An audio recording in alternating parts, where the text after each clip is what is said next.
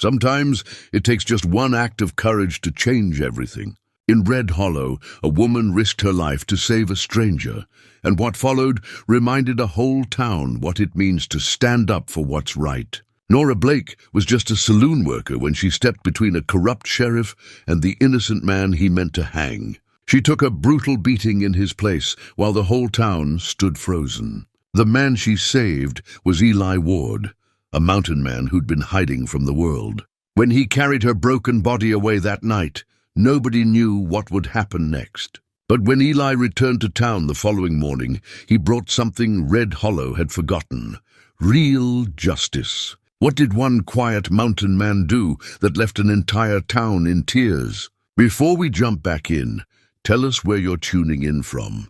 And if this story touches you, make sure you're subscribed, because tomorrow I've saved something extra special for you. Red Hollow earned its name from the rust-colored clay that stained the valley walls surrounding it. But folks who lived there long enough knew the name fit for darker reasons. The town sat in a wide basin where the Montana Territory met Wyoming, far enough from civilization that the law came slow and left fast. It was the kind of place where a man could disappear if he needed to, or where a man could make others disappear if he had the power to do it. Sheriff Marcus Kincaid had that power. He'd worn the badge for near 7 years, elected in a vote that nobody talked about anymore. Those who remembered said the ballot box had been stuffed, that half the men who voted for him were drifters who rode out the next morning with coins in their pockets. But whether the election was honest or not didn't matter much now. Kincaid had the badge, and he had 4 deputies who did whatever he told them to do. In a town of maybe 300 souls, that was all the law a man needed. The main street of Red Hollow ran straight as a rifle barrel from the livery stable at one end to the general store at the other. In between stood the saloon, the boarding house, the land office, and the sheriff's office with its 2-cell jail. Most of the businesses paid Kincaid a monthly fee for protection, though nobody could say exactly what they were being protected from except Kincaid himself. The ones who'd refused to pay had found their windows broken or their inventory spoiled. One merchant who'd been particularly stubborn had his store burned to the ground. The sheriff ruled it an accident. Nobody argued. Nora Blake worked at the Silver Dollar Saloon, the largest building on the main street. She'd been there for 3 years, ever since she and her younger brother Thomas had arrived from St. Louis with nothing but 2 carpet bags and their mother's wedding ring, which Nora had sold to pay for their first month's rent. Thomas had found work at the livery stable. Nora had taken the only job available to a woman alone, serving drinks to men who spent their days working cattle or mining claims in the hills. She was 26 years old, though the work had aged her some. Her dark hair, which she kept pinned back in a simple bun, showed a few threads of early grey at the temples. Her hands were rough from carrying trays and washing glasses in water that was never quite hot enough. But her eyes, deep brown and steady, held something that the hard years hadn't taken. She looked at people directly, without fear or judgment, and that made some men uncomfortable. The saloon's owner, a heavy-set man named Pritchard, mostly left her alone. He knew she was honest, that she never skimmed from the till or watered down the whiskey when his back was turned. She arrived when she was supposed to and worked until closing without complaint. In a place like Red Hollow, that kind of reliability was worth more than charm. Most evenings followed the same pattern. The ranch hands would come in after sundown, dusty and tired, looking to wash the day away with cheap whiskey. They'd play cards at the corner tables, arguing over hands and laughing too loud at jokes that weren't funny. Nora would move between them, refilling glasses, clearing empties, keeping her expression neutral no matter what they said or how they looked at her.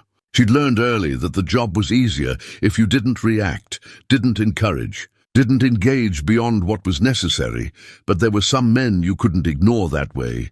Sheriff Kincaid came into the saloon most nights around 9 o'clock. He always sat at the same table near the back, where he could see both doors and keep his back to the wall. His deputies would drift in separately and take positions around the room, like wolves spreading out for a hunt. They never paid for their drinks. Pritchard had learned not to ask.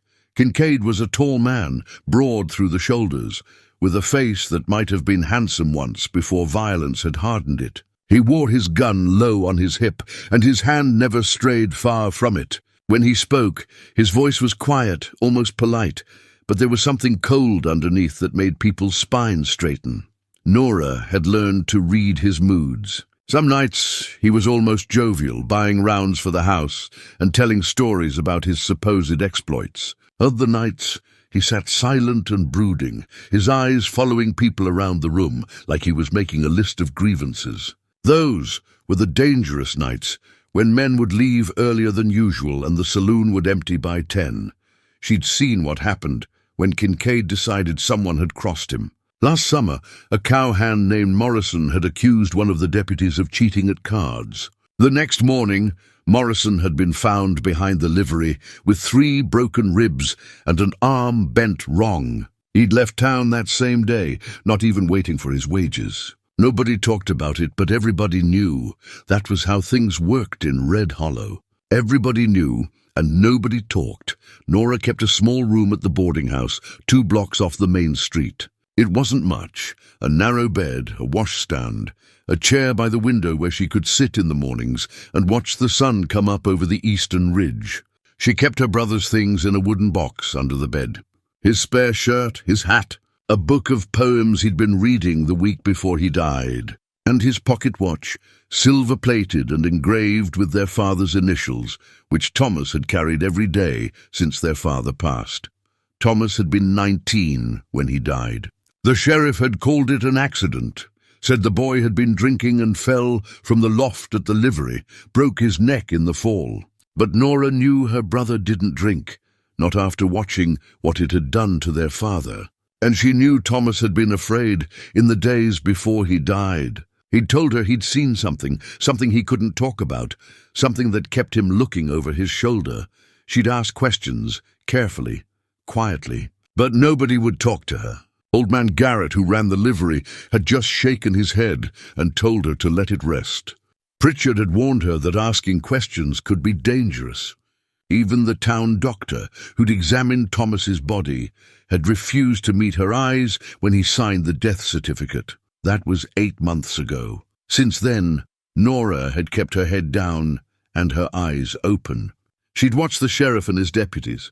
She'd listened to their conversations when they thought she wasn't paying attention. She'd learned that Kincaid had interests beyond his official duties: cattle that moved at night without bills of sale, supplies that disappeared from warehouses and showed up in other towns, land deeds that changed hands without the proper paperwork. She'd learned that her brother had likely seen something he shouldn't have, and she'd learned that in Red Hollow. Justice and law were 2 different things, and most days you couldn't find either one. The mountains rose up to the north of town, pine-covered ridges that climbed toward snow-capped peaks. Somewhere up there, people said, lived a man named Eli Ward. Nobody saw him much, maybe once or twice a year when he came down to trade furs or buy supplies. He kept to himself, didn't talk to people, didn't cause trouble. Some said he'd fought in the war. Others said he'd killed a man and was hiding from the law. A few claimed he'd gone half wild living alone up there, that he was more animal than man now. Nora had seen him exactly once, 2 years back, standing in front of the general store with a bundle of pelts over his shoulder. He was tall and lean, with a thick beard and eyes that seemed to look through things rather than at them. He'd conducted his business in silence, nodding when the storekeeper quoted prices, counting out his coins carefully. Then he'd gathered his supplies and walked back up the north road without a word to anyone. She remembered thinking he looked lonely, though she couldn't have said why. Maybe it was something in the way he held himself, like a man who'd forgotten what it was like to be around other people. Or maybe she was just seeing her own loneliness reflected back. Either way, she hadn't thought much about Eli Ward since then. He was just another story people told. Another ghost in the mountains. She didn't know yet that he was about to become the most important person in her life, or that she was about to become the same for him. She didn't know that in 3 days' time she would make a choice that would change everything, for both of them and for every person in Red Hollow. All she knew, as she wiped down tables in the empty saloon that night, was that something had to change. That a town couldn't go on like this forever, with fear ruling every decision and silence covering every crime. She just didn't know yet that she would be the one to break that silence. Outside, the autumn wind picked up, rattling the saloon's windows and carrying the smell of coming snow down from the mountains. In his cabin somewhere high in those dark pines, Eli Ward sat by his fire and wondered if this would finally be the winter he didn't wake up from. And in his office across the street, Sheriff Kincaid counted money from a strongbox that had no legal reason to be there, and planned his next move. In a game that had been going on for far too long, the pieces were in place. All that was needed now was for someone to make the first move. Tomorrow, that someone would be Nora Blake, though she didn't know it yet. Tomorrow, everything would change, but tonight, Red Hollow slept the uneasy sleep of a town with too many secrets, and waited for the storm that was coming. The next morning came cold and grey, with clouds pressing down on the valley like a lid on a kettle. Nora woke before dawn, as she always did, washed her face in the basin by her window, and dressed in the plain brown skirt and white blouse she wore for work. She braided her hair carefully, pinned it up, and looked at herself in the small mirror above the washstand. The same face looked back at her that always did, tired but not defeated. Not yet. She had no idea this would be the last normal morning of her life. The trouble started just after noon. Nora was sweeping the saloon's front porch when she heard the commotion down the street. Voices raised, the sound of horses, men shouting. She set the broom aside and stepped to the edge of the porch, shading her eyes against the flat grey light.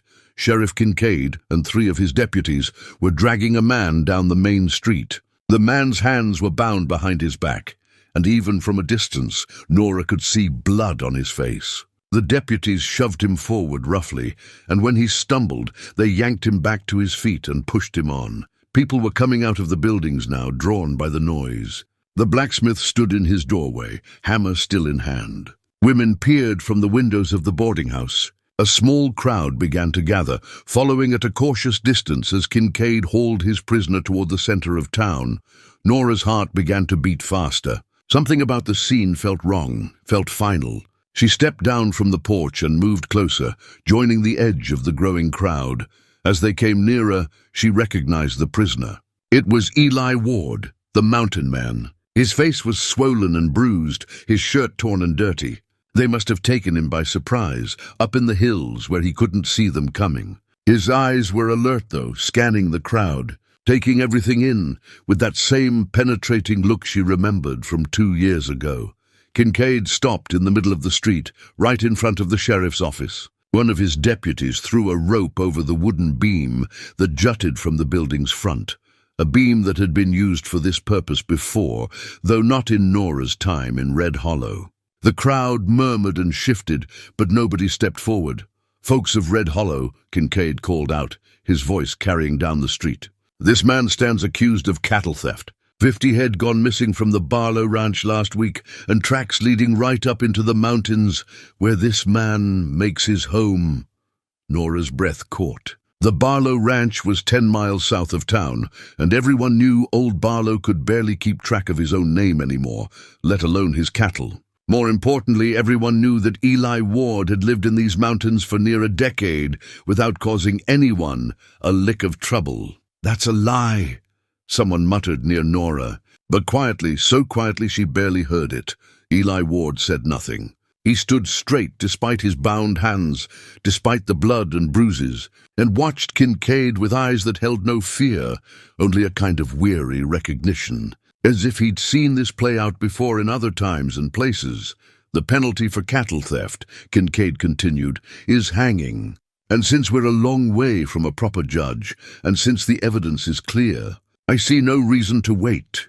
The deputy began forming a noose. Nora felt something break loose inside her chest, something that had been held down for 8 months, ever since they'd told her Thomas had died in an accident.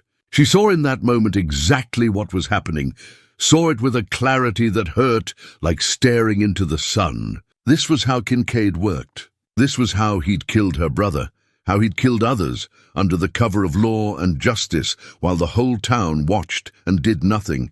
And she saw something else too. She saw that if nobody stopped this now, it would keep happening. That fear would keep winning, and good people would keep dying, and eventually there'd be nobody left in Red Hollow worth saving. Her feet were moving before she'd made a conscious decision. She pushed through the crowd, people stepping aside in surprise, as she walked forward into the open space between the crowd and the sheriff. "Stop," she said. Her voice came out stronger than she'd expected. "You can't do this." Kincaid turned to look at her. His expression was almost amused. "Miss Blake, I suggest you go back to your work. He didn't steal those cattle." Nora took another step forward. "Everyone here knows it. This isn't justice, it's murder." The crowd behind her shifted uneasily. She could feel their eyes on her back, could almost hear them thinking that she'd gone too far, said too much, sealed her own fate. "You accusing me of something?" Kincaid's voice went quiet, dangerous. "I'm saying the law is supposed to protect people, not kill innocent men." Her heart was hammering now, but she kept her voice level. "And I'm saying that everyone in this town knows you're not interested in justice. You're interested in power." For a long moment nobody moved. The wind blew dust down the empty street. Somewhere a shutter banged against a wall. Kincaid's hand drifted toward his gun, and Nora wondered if this was how she would die, shot down in the street like a dog while the whole town watched. But Kincaid didn't draw. Instead, he smiled. It was the coldest thing Nora had ever seen. "You're upset," he said almost kindly. "I understand. You lost your brother not long ago. Tragic accident. You're not thinking clearly." "My brother's death was no accident," Nora said. The words came out before she could stop them, words she'd held inside for months. "You killed him because he saw something you didn't want him to see. Just like you're killing this man because he's convenient to blame for your own crimes," the crowd gasped, a collective intake of breath. Kincaid's smile disappeared. "That's quite an accusation, Miss Blake." His voice was ice now, quite serious. "The kind of thing that could get a person hurt if they can't prove it." "I can prove it," Nora said, though she couldn't, not yet, not with the evidence she had. But she was past caring about caution now. "And I will." Kincaid nodded slowly as if he'd made a decision. He looked at his deputies. "Miss Blake is clearly distraught. Disturbing the peace, making false accusations against an officer of the law. I think she needs to be taught some manners." The deputies moved toward her. Nora stood her ground, though every instinct screamed at her to run. She wouldn't run. Not from this. The first blow came from behind, a deputy's fist catching her in the back. She stumbled forward, caught herself, and then they were on her. Fists and boots striking without mercy. She tried to protect her head, curling up as she went down, but they kept hitting her. Ribs, back, face. The pain was white-hot and all-consuming. Through the haze of agony, she heard Kincaid's voice. "Let this be a lesson to anyone who thinks they can question the law in this town." She tasted blood. The street's dust filled her mouth and nose. She could hear the crowd watching in silence, could feel their shame and their fear, but nobody moved to help her. Nobody dared. The beating went on. Time became meaningless, just an endless succession of impacts and pain. She thought she might die right there in the street, and part of her almost welcomed it. At least she'd said the truth before she went. At least she'd stood up. Then suddenly the beating stopped. Through her swollen eyes, Nora saw Eli Ward. He'd somehow broken free from his bonds, moved with a speed that had taken everyone by surprise. One deputy lay unconscious at his feet. The others had stepped back, hands on their guns but hesitant.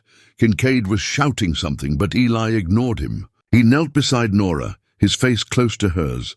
His eyes held a question, and she managed the smallest nod. "Yes." "Help me." Eli scooped her up as easily as if she weighed nothing. Blood from her face dripped onto his torn shirt. She tried to speak, to thank him, but her mouth wouldn't work properly. "Shoot him!" Kincaid's voice, high and furious, but Eli was already moving, carrying Nora toward the edge of town. The deputies raised their rifles, but Kincaid waved them down. He was smiling again, that cold smile. "Let them go," he said. "She'll be dead by morning anyway, and he'll die slow up in those mountains, knowing he killed her by dragging her body around." Sometimes nature does our work for us. The crowd parted as Eli carried Nora past them. She saw their faces through a haze of pain. Pritchard from the saloon, looking stricken. Old Mrs. Henderson from the boarding house, tears on her cheeks. The blacksmith, still holding his hammer, shame written across his face. Nobody followed. Nobody helped.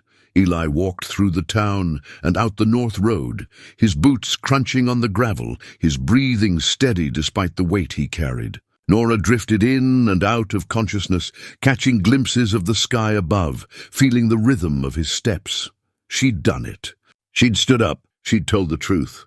And now they were both marked for death, bound together by her courage and his unexpected mercy. But as darkness crept in at the edges of her vision, Nora felt something she hadn't felt in 8 months.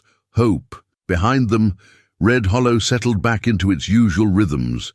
But something had shifted. The crowd dispersed slowly, people avoiding each other's eyes. They'd seen courage today, and they'd seen their own cowardice reflected back at them. That kind of thing leaves a mark. In his office, Kincaid cleaned the blood from his deputy's face and planned his next move. The woman would die from her injuries, and the mountain man would either freeze or starve up there trying to save her. Problem solved, but he was wrong. He was wrong about a lot of things, and by the time he realized it, it would be too late. 3 days passed before Nora could speak clearly. She'd surfaced from unconsciousness several times, fragments of awareness in a sea of pain and fever dreams. Each time, she'd seen the same face looking down at her, weathered and bearded, with eyes that held more gentleness than she would have expected from a man who lived alone in the mountains. Eli Ward, the mountain man, the stranger she'd saved, who had in turn saved her. On the morning of the 4th day, she woke to find the pain had diminished to something manageable. Her ribs still ached with every breath, and her face felt like it belonged to someone else, but the fog in her mind had lifted. She could think clearly again. The cabin was small but well made.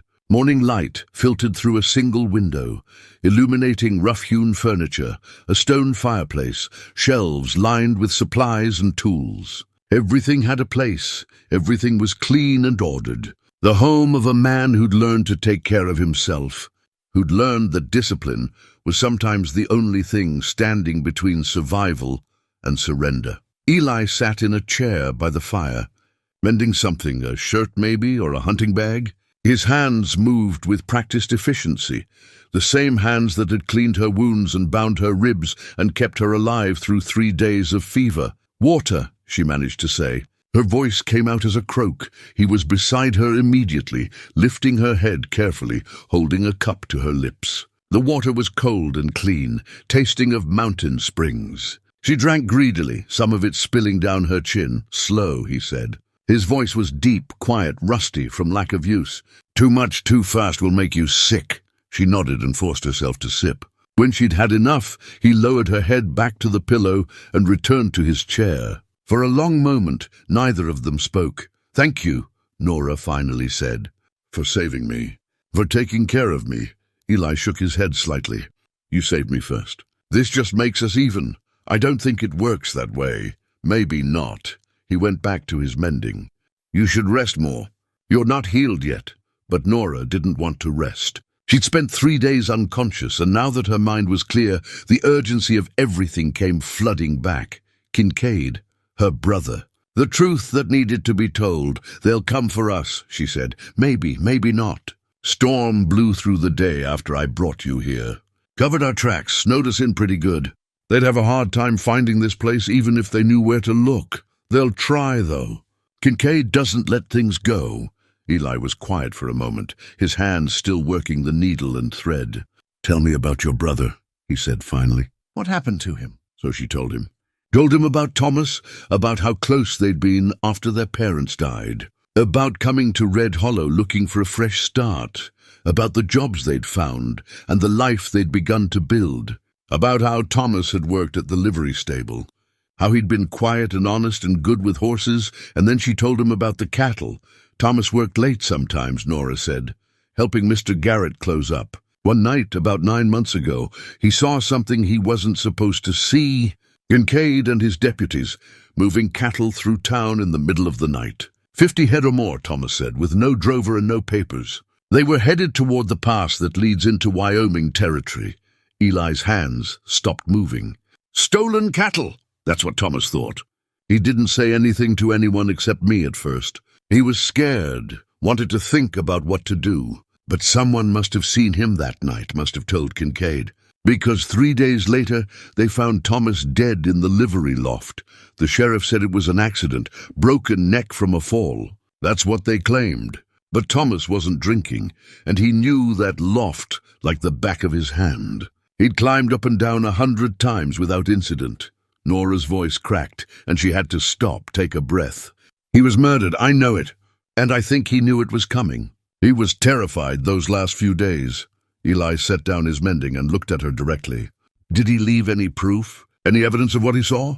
Nora nodded, wincing at the pain the movement caused. He kept a journal. Not regular diary entries, just notes about things he saw, things that didn't sit right. He showed it to me once, told me if anything happened to him, I should find it and show it to someone who could help.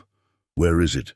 Hidden in my room at the boarding house, under a loose floorboard beneath my bed. I've read through it several times. It's not just the cattle. Thomas documented months of suspicious activity. Supplies disappearing from warehouses, land deeds changing hands under suspicious circumstances. People leaving town suddenly. People who'd crossed Kincaid. Eli was quiet for a long moment, thinking. When he spoke again, his voice was careful, measured. That's dangerous evidence to have. If Kincaid knows you have it, he doesn't. At least I don't think he does. I've been careful. Never talked about it, never let on that I was investigating. But when I saw him about to hang you yesterday, She stopped, the memory of it flooding back. I couldn't stay quiet anymore. I couldn't watch it happen again. You called him out in front of the whole town. I told the truth. The truth gets people killed in places like Red Hollow. Yes, Nora said softly. It does, but so does silence. Thomas stayed silent for 3 days, and it didn't save him. At least I went down fighting. Eli leaned forward, his elbows on his knees, his eyes serious. You're not going down.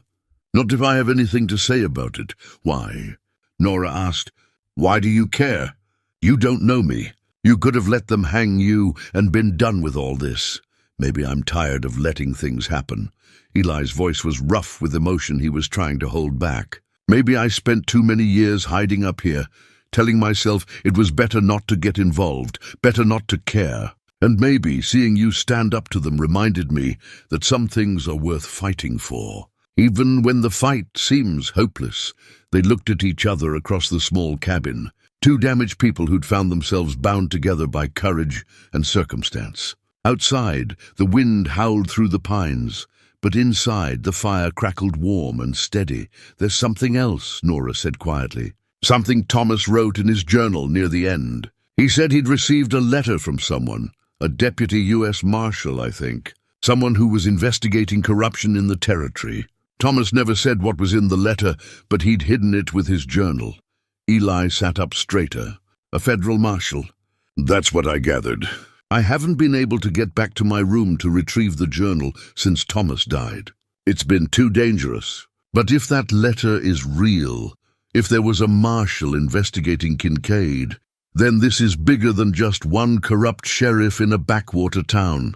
That's what I think. That's what scared Thomas so much. He wasn't just dealing with local criminals. He'd stumbled into something much larger.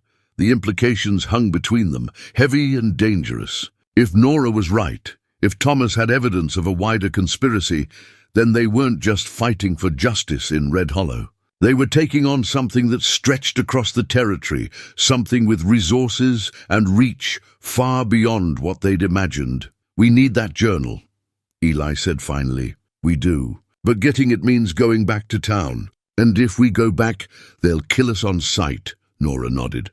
So we have a choice.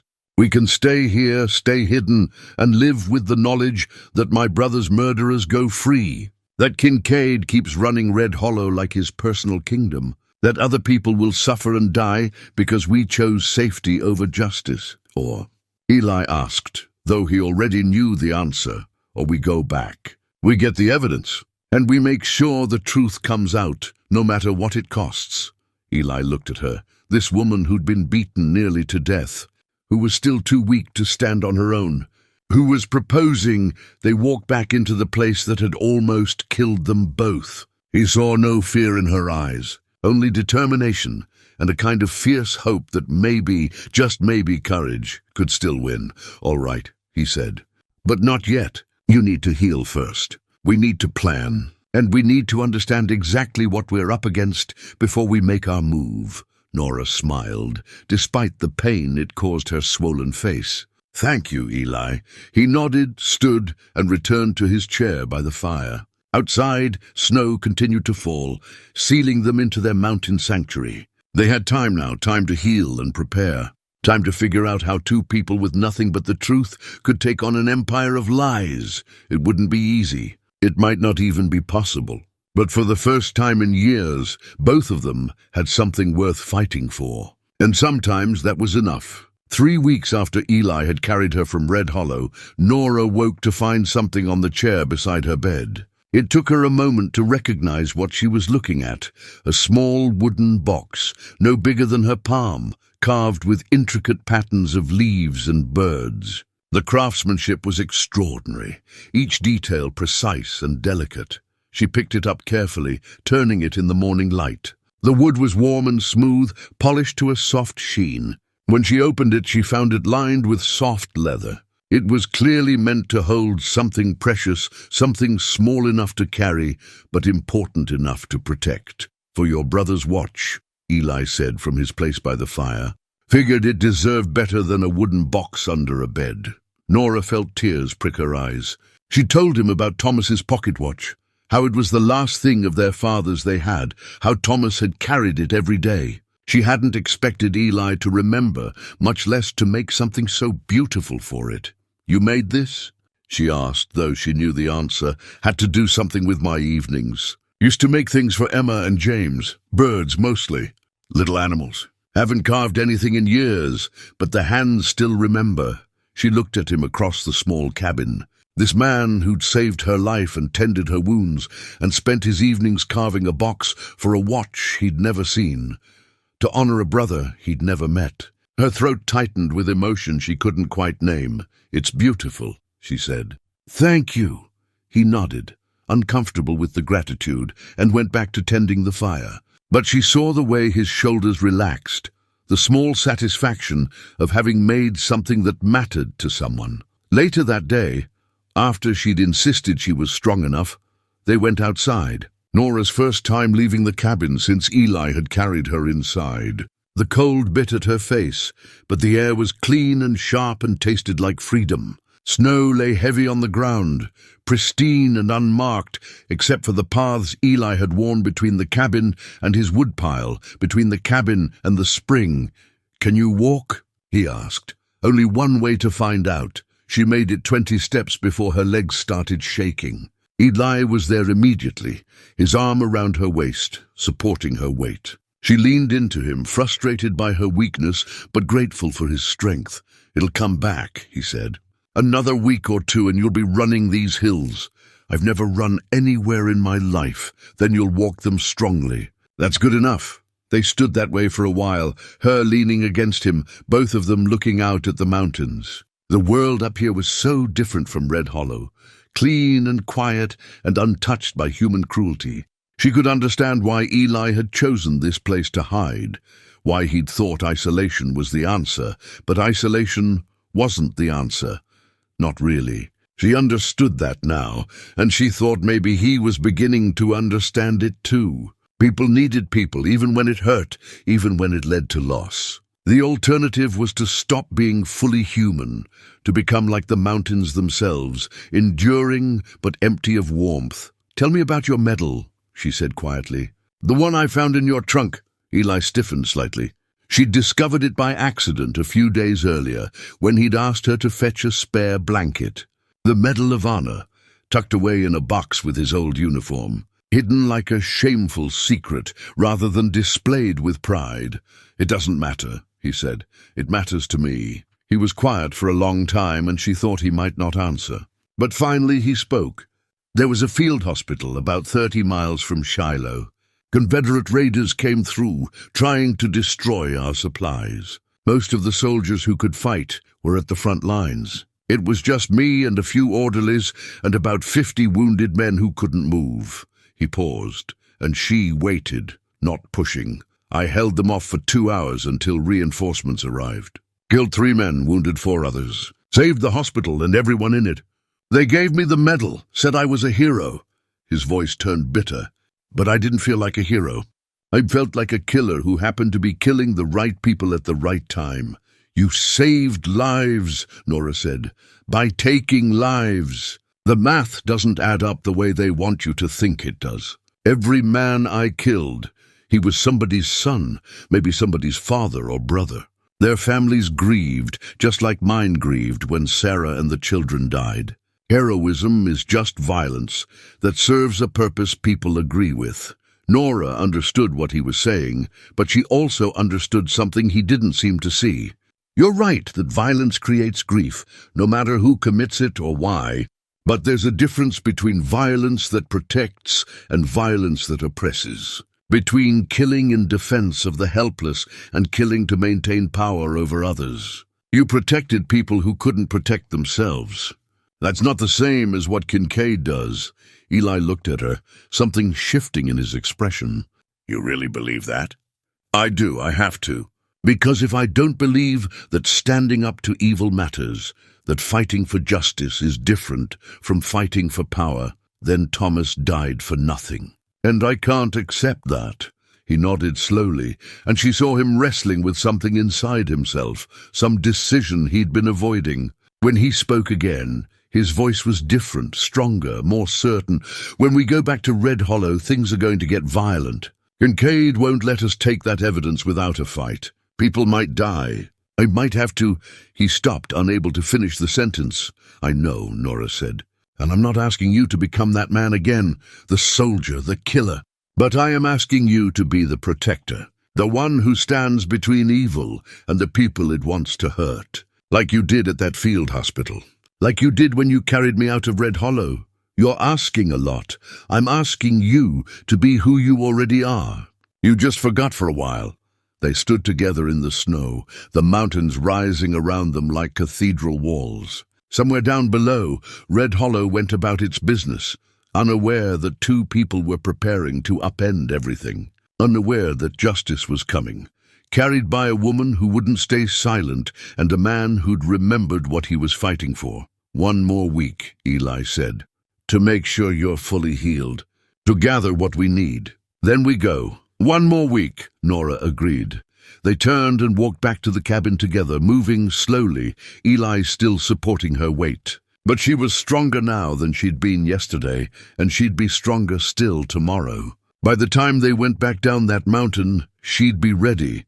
That night, as they sat by the fire, Eli opened the trunk again and took out the medal. He looked at it for a long moment, then set it on the mantel where he could see it. Not displayed with pride exactly, but no longer hidden in shame either. Just there, a reminder of who he'd been and who he might become again.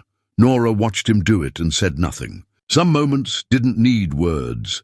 Outside, the wind howled through the pines, but inside the cabin, 2 people sat in comfortable silence and prepared their hearts for what was coming. They'd made their choice.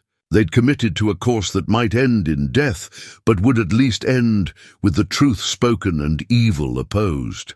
And really, what more could anyone ask of a life than that? The fire crackled and sparked. The cabin held its warmth against the cold, and 2 people who'd been broken found in each other the strength to face what had broken them. 1 more week, and then everything would change. 1 more week. And then Red Hollow would learn what it meant to stand against injustice. 1 more week. And then Nora and Eli would either win their fight or die trying. But either way, they'd go down together. And somehow, that made all the difference. The week passed like water through fingers, too fast and impossible to hold. On the 7th day, with Nora strong enough to ride and the weather holding clear, they made their final preparations. Eli packed supplies, rope, knives, matches, dried meat and hardtack in case they needed to run and couldn't come back. Nora checked and rechecked the crude map they'd drawn, memorizing the layout of Red Hollow, visualizing every step of their plan. They left the cabin just after sunset, when the light was fading, but darkness hadn't fully claimed the valley. Eli moved through the forest like smoke, making no sound, leaving almost no trace. Nora followed as best she could, grateful for the weeks he'd spent teaching her how to move quietly, how to place her feet to avoid snapping twigs or rustling undergrowth. The descent took 3 hours. They reached the outskirts of Red Hollow well after midnight, when the town was dark and still. A few windows showed lamplight. The saloon, where late card games would be running, and the sheriff's office, where someone always kept watch. But most of the buildings were dark, their occupants asleep or trying to be. They moved through the shadows behind the buildings, avoiding the main street. Dogs barked in the distance, but not nearby. The cold had driven most animals indoors. Eli led them to the church first, as planned. The small stable behind it held 2 horses, exactly as Nora had promised. Good animals, calm and well-fed. Eli spoke to them in whispers, his hand on their necks, settling them. He prepared their saddles, but left them tied, ready for a quick departure. Then they moved toward the boarding house. Mrs. Henderson, the owner, kept the back door locked, but not barred. Nora had a key. She'd paid for that privilege when she'd first rented her room. The door opened silently, well-oiled hinges making no sound. They stepped inside, Eli closing the door carefully behind them. The boarding house smelled of old wood and cooking grease, and the faint lavender water Mrs. Henderson used to clean the floors. Nora's room was on the 2nd floor, 3rd door on the left. They climbed the stairs, testing each step before putting their weight on it, avoiding the boards that creaked.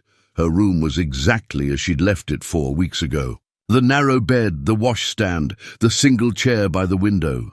Everything untouched, waiting for her return that nobody expected. She knelt beside the bed and ran her fingers along the floorboards until she found the loose one. It came up easily, revealing the hollow space beneath. Inside, wrapped in oilcloth, were Thomas's journal and a sealed envelope. She'd expected to feel triumph or relief or vindication. Instead, she felt only a deep sadness. This was all that remained of her brother. These pages, these words, this evidence of crimes that had cost him his life. She pulled them out carefully and unwrapped them. The journal was exactly as she remembered. Thomas's careful handwriting, dates and observations, a catalogue of corruption. She handed it to Eli, who held it reverently, understanding its weight. But the envelope was something she'd never opened. She'd been too afraid before, too worried that reading it might put her in more danger. Now, with Eli beside her and their course already set, she broke the seal and unfolded the letter inside. It was dated 10 months ago, 2 weeks before Thomas died. She read it by the light coming through the window, and with each line, her understanding of everything shifted. The letter was from Deputy U.S. Marshal William Crawford. He'd been investigating reports of organized crime in the Montana and Wyoming territories, specifically a network of corrupt officials involved in cattle theft, land fraud, and murder. His investigation had led him to Red Hollow and Sheriff Marcus Kincaid, but it was worse than Nora had imagined. Much worse. Kincaid wasn't the leader of this operation. He was just one small part of a network that stretched across 3 territories, involving sheriffs, land agents, cattle buyers, and territorial officials. They moved stolen cattle across state lines, falsified land titles, eliminated witnesses, and split the profits among themselves. The operation had been running for at least 5 years and had generated thousands of dollars in illegal revenue.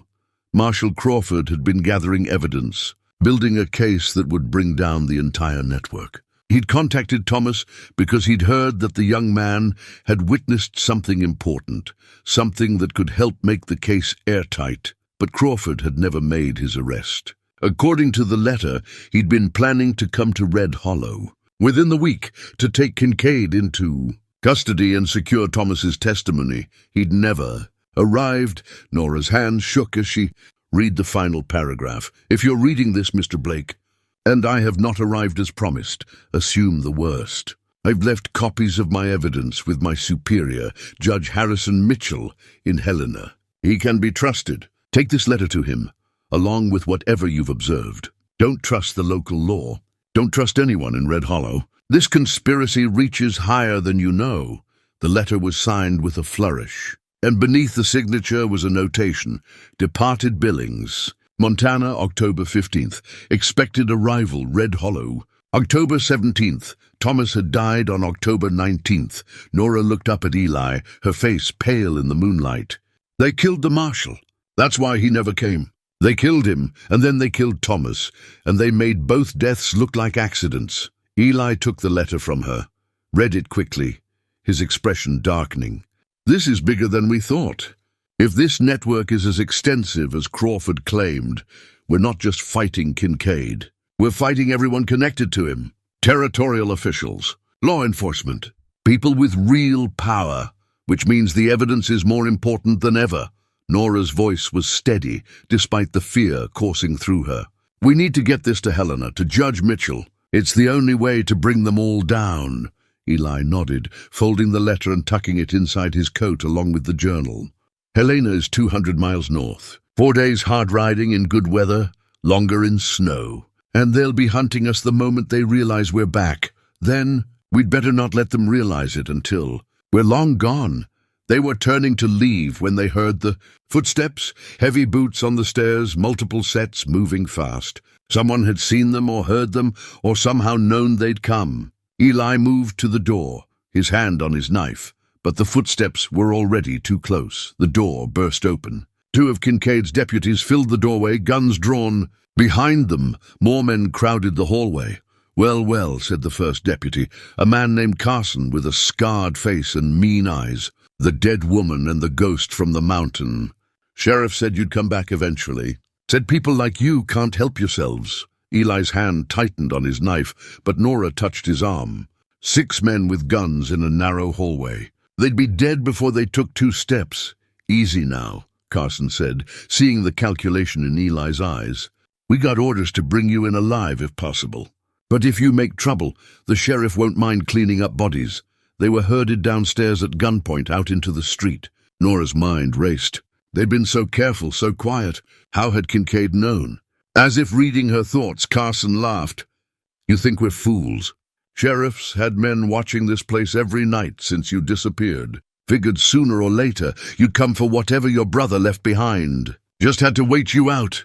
They'd walked into a trap. All their planning, all their preparation, and they'd done exactly what Kincaid expected them to do. The deputies marched them toward the sheriff's office. Lights were coming on in windows now, people waking to see what the commotion was about. By the time they reached the office, a small crowd had gathered. The same townspeople who'd watched Nora get beaten, who'd stayed silent when injustice paraded in front of them. Kincaid was waiting in his office, sitting behind his desk, like a king on a throne. He smiled when they were brought in, a smile that made Nora's skin crawl. Miss Blake, Mr. Ward, so good of you to return. I was beginning to think you'd frozen to death up there. He gestured to his deputies. Search them. The deputies were thorough and rough. They found Eli's weapons, knife, the small pistol he'd tucked in his belt, and they found the journal and the letter tucked inside Eli's coat. Kincaid opened the journal, flipped through it casually. His expression never changed, but Nora saw his knuckles whiten as he gripped the pages. Then he opened the letter. Read it slowly. His jaw tightened. When he looked up, his eyes were cold as winter stone. So you found Crawford's letter. I wondered where it had gone. Your brother hid it well. He tossed the papers onto his desk. Did you really think this would save you? That some federal marshal's paranoid ramblings would make a difference? He knew, Nora said. He knew about all of it. The cattle theft, the network, everything. And he told his superior. Even if you kill us, the truth is already out there. Kincaid laughed. Judge Mitchell.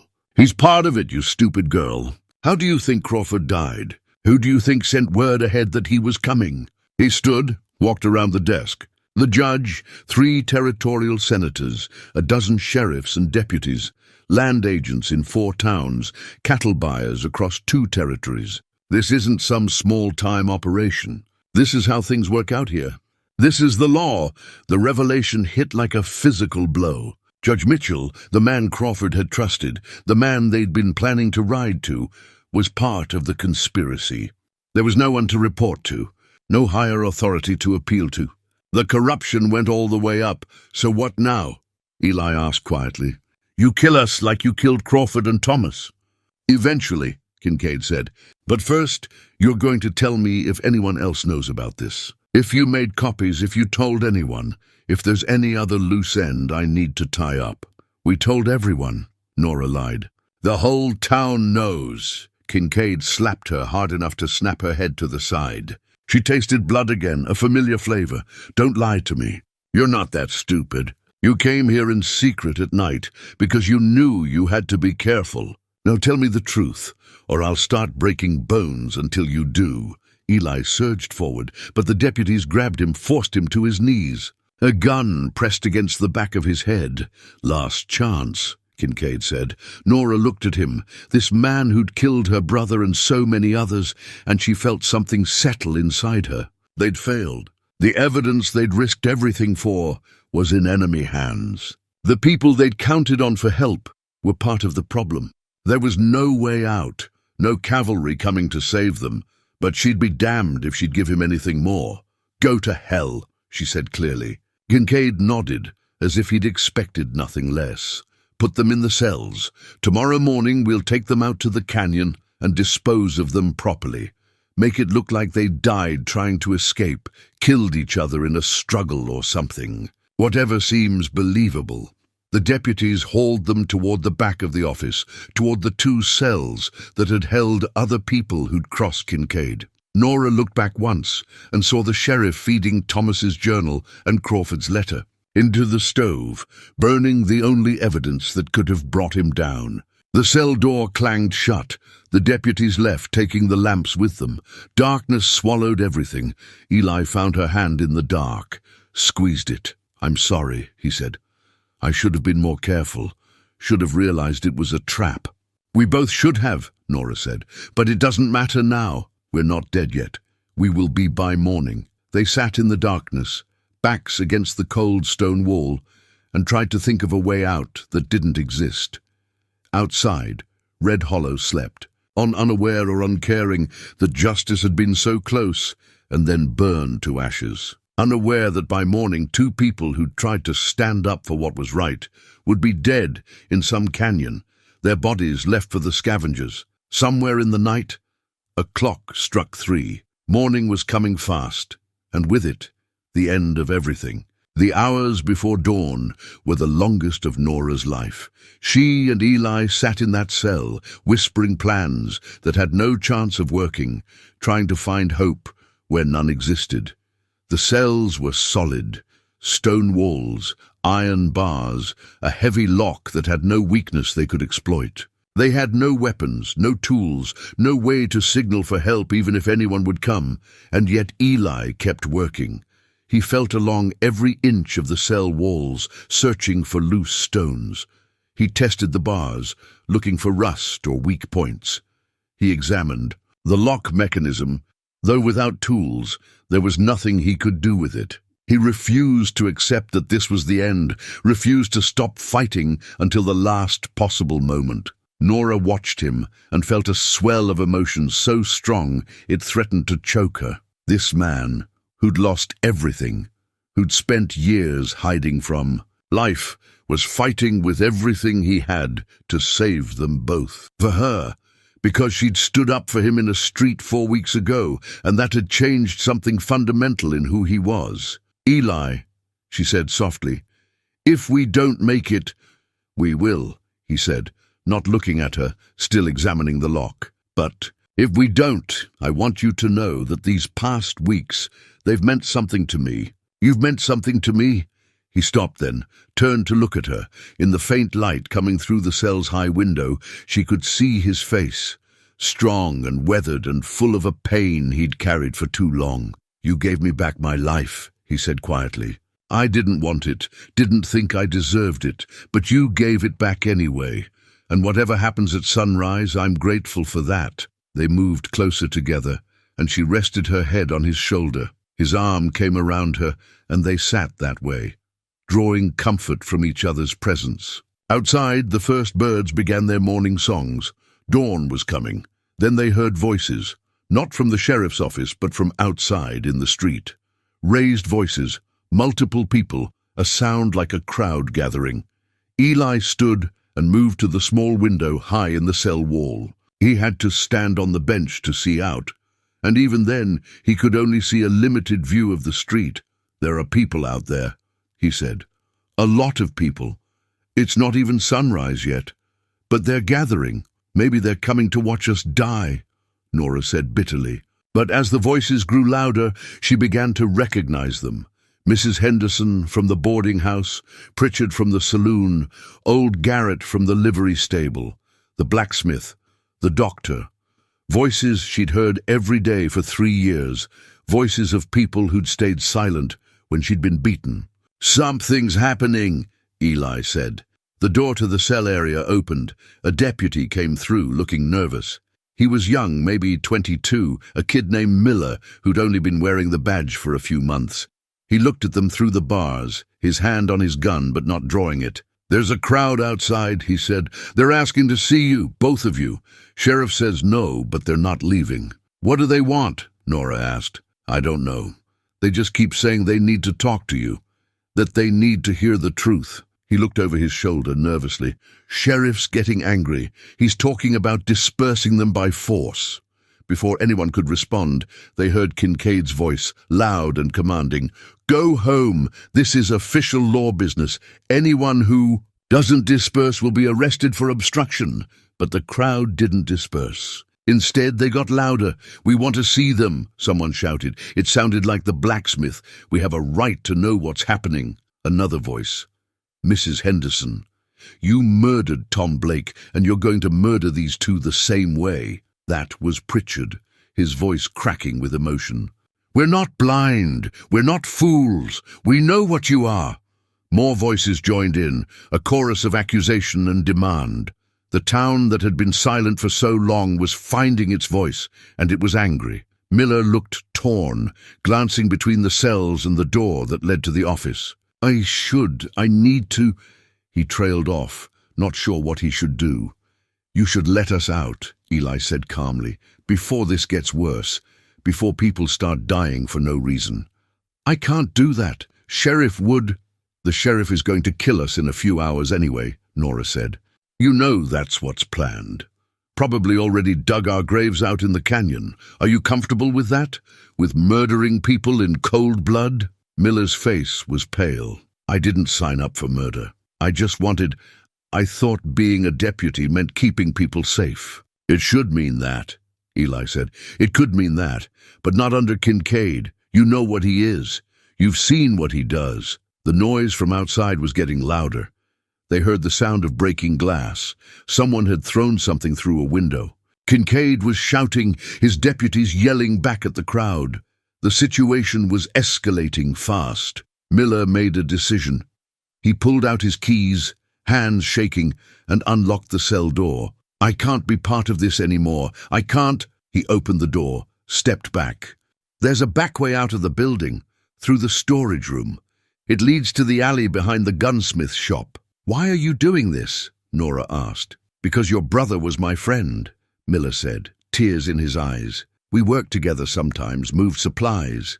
He was a good man, and I knew something was wrong when they said he died in an accident, but I was too scared to say anything, too scared to stand up." He looked at them with desperate hope. "But maybe I can still do something right. Maybe it's not too late for that." Eli gripped the young man's shoulder. "Thank you. This took courage." "Go," Miller said, "before he realizes what I've done. And tell people, all right? Tell people the truth about all of it." They moved quickly through the back rooms of the sheriff's office. Behind them, they could hear the confrontation escalating. Kincaid ordering his deputies to fire into the crowd. Deputies refusing or hesitating. People shouting about justice and murder, and enough being enough. The storage room door opened onto a narrow alley. The sun was just starting to crest the eastern ridge, painting the sky in shades of orange and pink. They ran, staying low, moving through the alleys and back passages that Eli had scouted during their planning. The horses were still at the church, thank God, still saddled and ready, just as they'd left them. Eli untied them quickly and helped Nora mount. Her ribs protested the movement, but adrenaline pushed the pain aside. They were about to ride when they heard footsteps.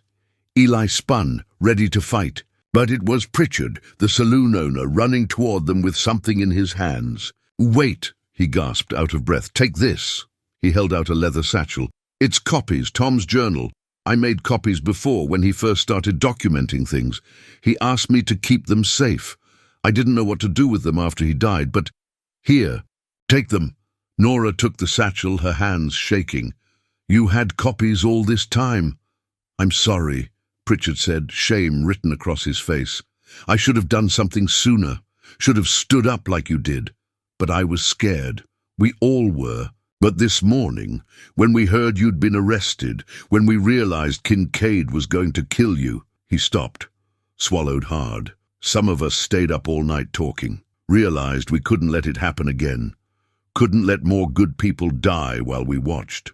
"The crowd," Eli said. "You organized them. Me and about 20 others. We're tired of being afraid, tired of letting evil win because we're too cowardly to fight it." He looked at Nora with tears in his eyes. Tom was a good kid. He deserved better than what happened to him. "So do you." From the direction of the sheriff's office they heard gunfire, a single shot, then shouting, then more shots. The confrontation had turned violent. "You need to go," Pritchard said. "Get those copies somewhere safe. There's a newspaper editor in Billings, man named Harrison. He's honest, publishes the truth even when it's dangerous. Get the journal to him." "What about Helena?" "Judge Mitchell?" Nora asked. "Mitchell's in Kincaid's pocket. Has been for years. Harrison's your best bet. He's been trying to expose corruption in the territory for years, but never had enough evidence. This will give him everything he needs. More gunfire, closer now." They were running out of time. "Thank you," Nora said to Pritchard.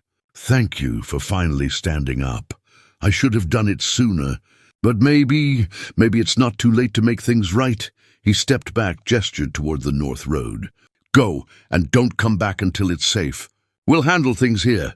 Eli kicked his horse into motion, and Nora followed. They galloped through the awakening town, past buildings where people were emerging to see what the commotion was about, past the edge of town and onto the North Road that would take them away from Red Hollow. Behind them, the sound of fighting continued.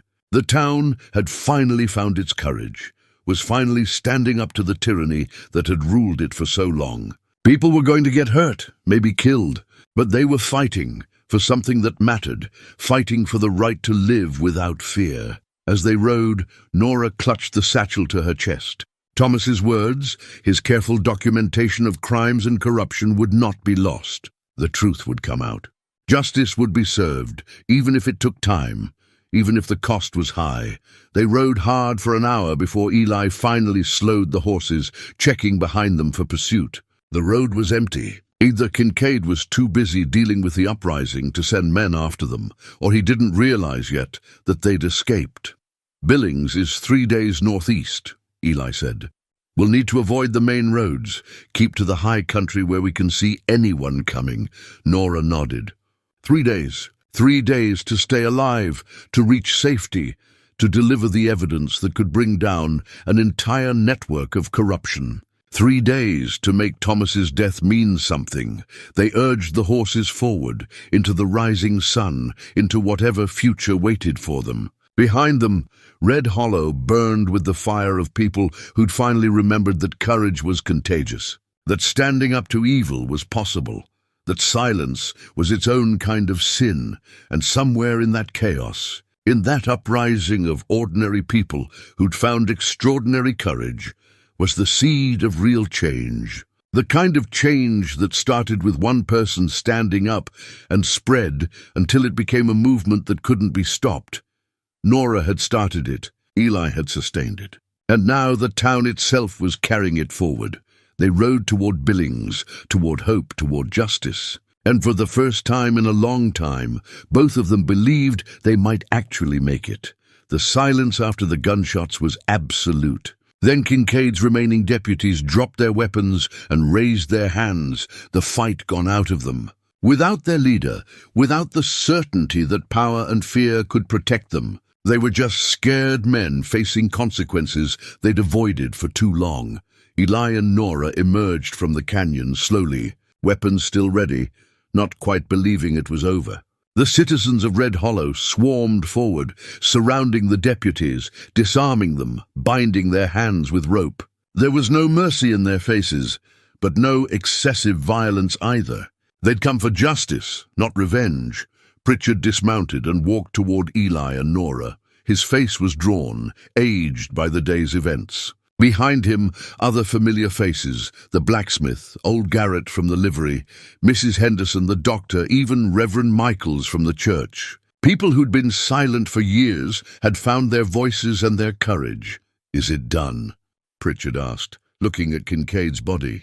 "It's done," Eli said quietly. Pritchard nodded, then looked at Nora. "I'm sorry we didn't stand with you sooner. Sorry it took us so long to find our courage. Tom deserved better. So did you. You're here now," Nora said, her voice tight with emotion. "That's what matters." The doctor was already examining Kincaid, confirming what everyone knew. Dead before he hit the ground, 3 bullets finding their mark almost simultaneously. No one would ever know which shot had been the fatal one, and perhaps that was fitting. The entire community had brought him down, not just one person. Deputy Miller approached, looking years older than the young man who'd unlocked their cell that morning. "We found something in the sheriff's office after you left. A ledger hidden in a false bottom of his desk. It has names, dates, amounts of money, everyone involved in the operation, everything they did. It's more evidence than we could have hoped for." "Take it to Billings with the journal copies," Eli said. "Make sure Harrison gets everything. Make it impossible for them to cover this up." "We will," Miller said. "And we'll testify, all of us. Tell the truth about what happened here, about what we let happen." He looked at the bound deputies, his former colleagues. "Some of us were complicit by action, some by silence, but we're all responsible." Mrs. Henderson stepped forward, carrying canteens and food wrapped in cloth. "You'll need provisions for the ride to Billings. It's 3 days from here, and you've both been through enough." Nora took the offerings gratefully. "Thank you. For everything.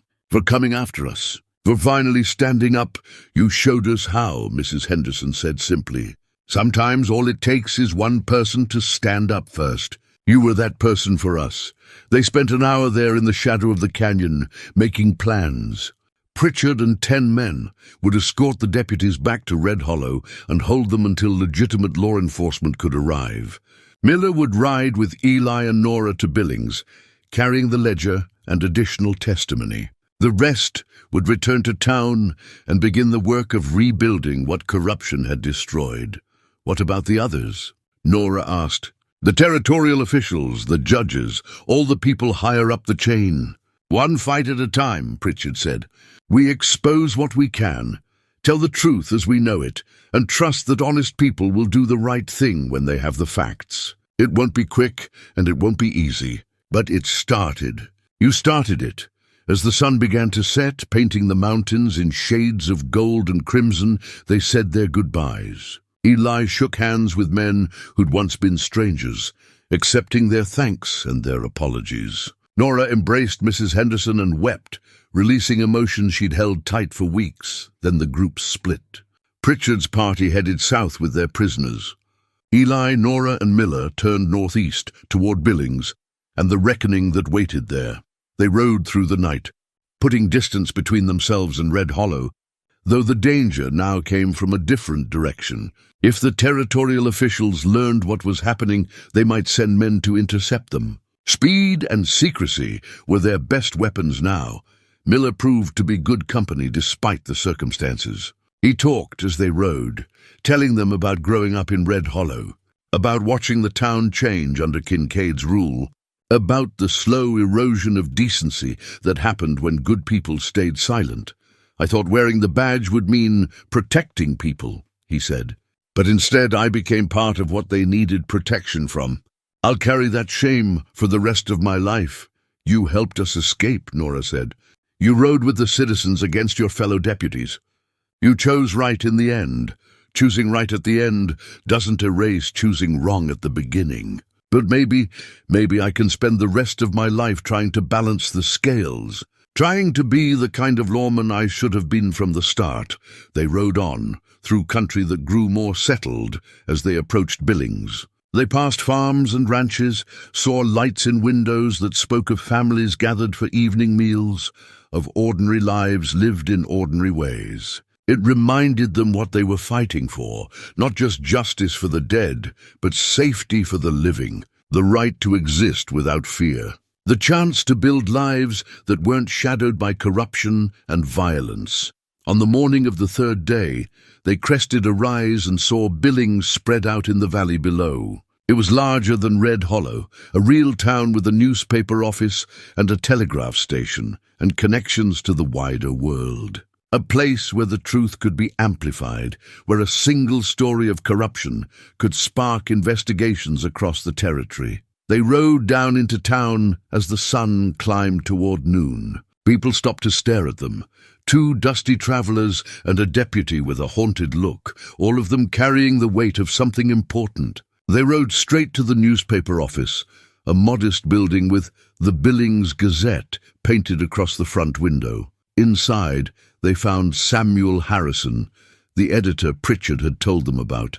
He was a middle-aged man with ink-stained fingers and sharp, intelligent eyes that missed nothing. He listened as they told their story, as Miller laid out the ledger and Nora produced the copies of Thomas's journal. He read through the documents with growing intensity, occasionally making notes, asking clarifying questions. When they finished, he sat back in his chair and looked at them with something like awe. "This is the biggest story to come out of the territories in a decade," he said quietly. "Maybe longer. If even half of what's documented here is true, it'll bring down dozens of corrupt officials, change how law enforcement works out here, maybe even lead to federal oversight." "Can you publish it?" Eli asked. "I can, I will. But you need to understand. The moment this goes to press, you'll have powerful enemies, people who'll want to silence you, discredit you, maybe worse. Are you prepared for that?" Eli looked at Nora. She looked back at him. They'd already survived the worst, already faced death and kept going. What was a little more danger compared to the possibility of real change? "We're prepared," Nora said firmly. Harrison nodded, a smile breaking across his weathered face. "Then let's burn this whole corrupt system to the ground and build something better in its place. Let's show them what happens when ordinary people refuse to be afraid anymore." He stood and shook their hands, and in that moment Nora felt something shift. This was no longer just about her brother, or about Red Hollow, or even about Eli and herself. This was about every person who'd ever been victimized by corrupt power, every voice that had been silenced, every truth that had been buried. This was about justice, real justice, the kind that couldn't be bought or intimidated or covered up, and it was just beginning. The Billings Gazette published the story 3 days later. Front page, above the fold, with the headline, "Corruption Network Exposed. Territorial officials implicated in murder, theft, fraud." Samuel Harrison had been thorough, cross-referencing every claim in Thomas's journal with the ledger from Kincaid's office, building a case so airtight that no one could dismiss it as rumor or exaggeration. The story spread like wildfire. Other newspapers picked it up. Telegraph wires carried it to Helena, to Cheyenne, to Denver.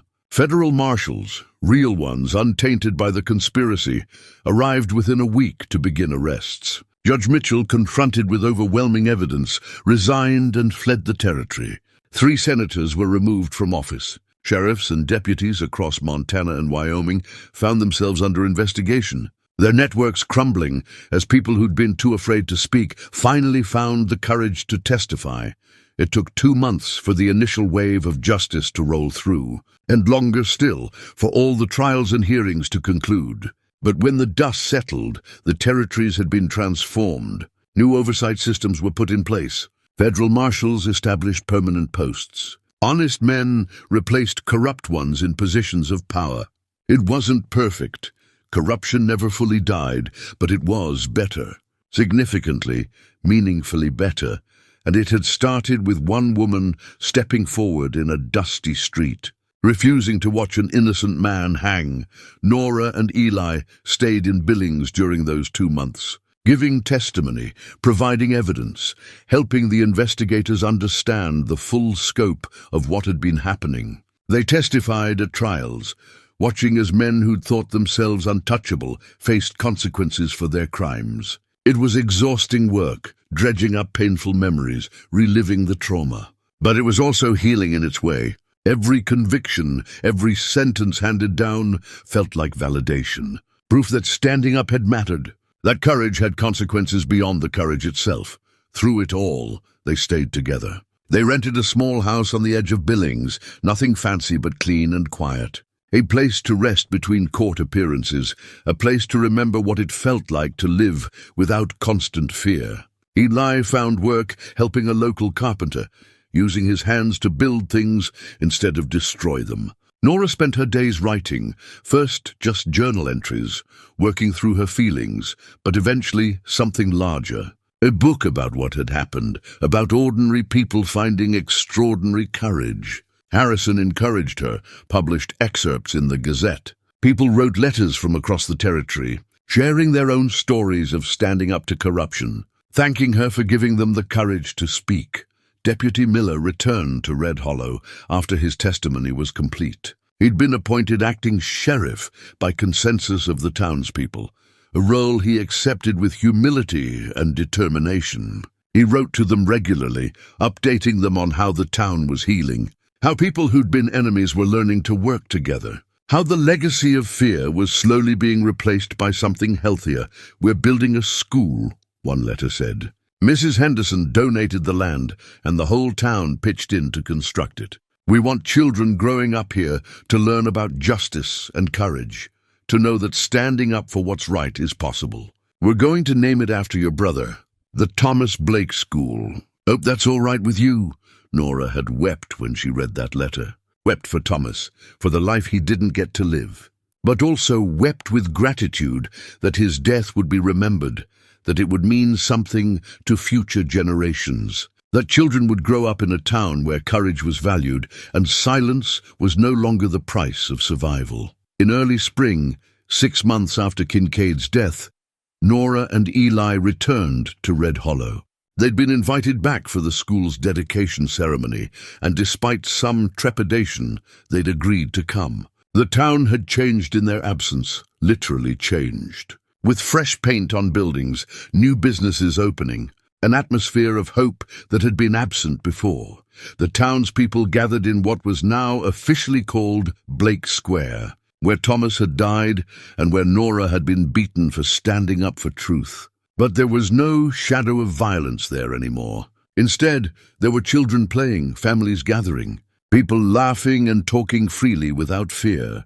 Reverend Michaels presided over the ceremony, dedicating the school and speaking about courage and sacrifice. Then Nora was invited to speak. She stood before the assembled crowd, many of whom had watched her get beaten, had stayed silent when she'd needed help, and felt no anger toward them, only understanding and hope for what they'd all become. "My brother Thomas believed in the goodness of people," she said, her voice carrying across the square.